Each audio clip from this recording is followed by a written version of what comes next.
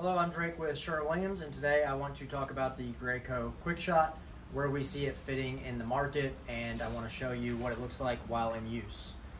We used our gallery on half of this cabinet unprimed, and then we used gallery with a primer and a little bit of wood filler to show how it can look a little bit smoother. And then over here we have emerald, and we've screened the first coat of emerald, and then we're going to be spraying our second coat over primer and emerald. This was the bare cabinet before, and I kind of want to show you the setup, what the Quickshot looks like while we're going to spray it.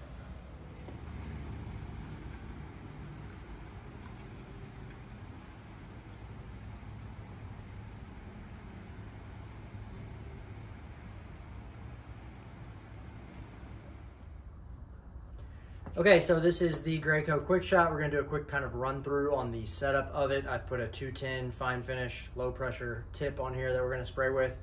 We do have a lid on the paint pot. We need to make sure this plug is opened so that you don't create suction inside of the cup. We've got our 60 mesh filter in here, and the interior design is actually pretty simple. This cup kind of pops off, making it really easy to clean, and then you don't have much hose to clean out, so you use a lot less product. Where we kind of see this fitting in the market is a lot of small cabinetry work, trim, garage doors, whenever you don't want to break out an entire electric pump to plug in and then clean out a half gallon of paint out of your hoses to get that fine sprayed finish. So right now we'll load this up. I have some emerald urethane we're going to spray.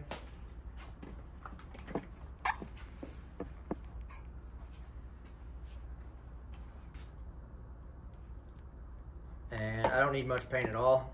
As you can see behind me, we're only going to do a small section.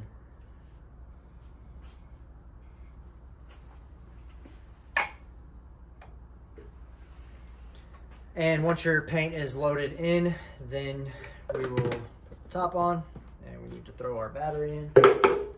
So the battery just slides in like any drill or any battery powered utility that you would use.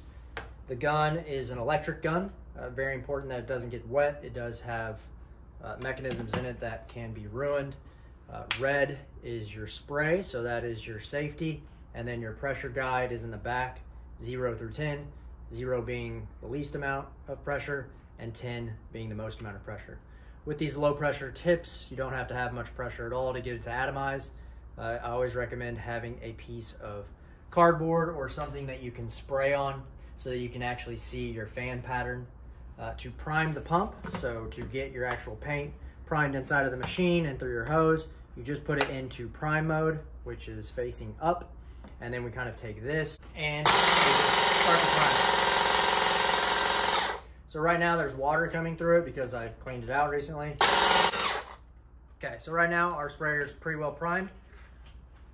And you can see the color kind of in there. And then we want to make sure that we put it in the spray function. If you don't put it in the spray function, obviously when you go to spray it, it's going to be like a squirt gun. So now the pressure's built up and the product will atomize at the tip. And so we kind of want to find our pattern here. Right now our pressure is pretty high, we're on an 8. So I'm going to move it down to about a 4.5. And you can see it's a little softer, a little bit finer. It's not coming out as hard and quick, so we won't get as many runs. We've got this cabinet masked off. Typically you would have your doors taken off and in a setting where you're able to spray and have it separated and get all of your coverage. For here, video purposes, we just masked off our gallery part. We're doing emerald urethane, so I'll do some quick passes and then we'll come back after to show how to clean it up.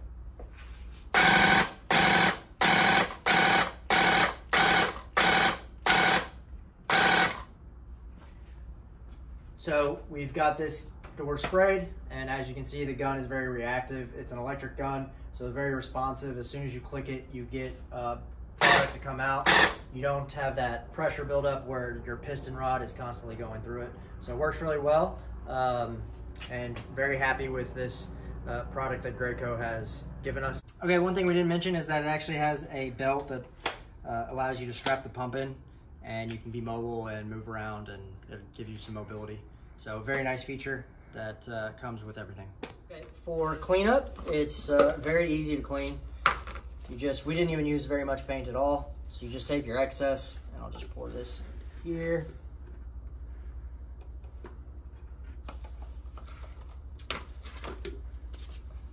And you can kind of brush it out there. And then you just want some rags, and you take your rag and wipe it. And then you just take your cup and you can just wipe your cup out. Okay, so I've removed my filter and I'm just gonna kind of wipe some of the excess paint off of it. It's easier to wipe the paint out than just pour water in and run water through, because you're just diluting the product at that time and the color is just gonna stay in there. So as much product as you can get out beforehand, before adding the water, the faster that your cleaning process is gonna be. So if I just pull the filter out and then just have a bucket of water, throw that in here, and then I'll take my tip and guard off, kind of clean those separately. And as you can see, once you remove the filter, there's a little bit of paint in there. That is the pickup spot. So if you just take your rag and kind of soak up your excess, it makes the cleaning go a lot faster. So we will use 2 or 3 rags cleaning this up, but it's much easier to do that opposed to using 5 to 10 quarts of water.